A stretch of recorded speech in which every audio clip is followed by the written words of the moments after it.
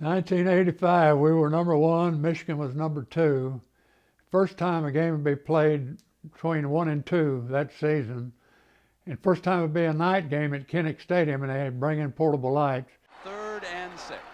And then it came down to a Rob Houtland field goal with 2 seconds left. You know, they let that clock run down to 2 seconds, as I remember, and then it froze it and took the timeout. And then Bo took another timeout to try to freeze Rob Houtland.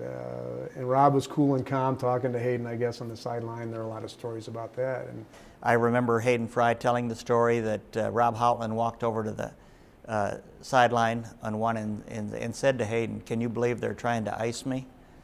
And I remember I was down in the field at the time, and I had 2 cameramen with me, and we had one at one corner of the end zone, and I went over to him and I said, "You follow the ball. You know, you follow the ball when it goes to the uprights."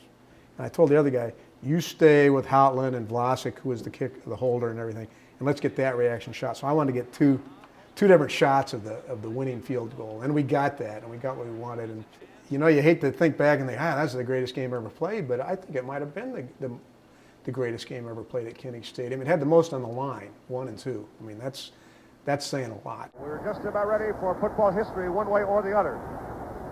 Just about ready for the play. The send ball is snapped. The kick is up, and it's long and up and high. It's good! It's good! It's good! It's good! The Hawkeyes win! The Hawkeyes win! The Hawkeyes win!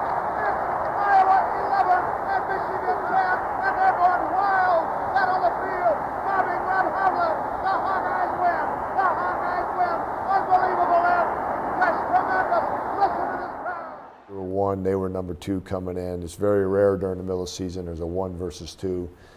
The euphoria of that crowd when we beat Michigan still gives me goosebumps. It's the greatest crowd noise and euphoria of a crowd that I've ever been a part of, and I was in coaching for 18 years and played in the NFL, and there's nothing like that moment. There was a mass of humanity on the field. Everybody was under Rob Houtland. He was on the bottom of a pile.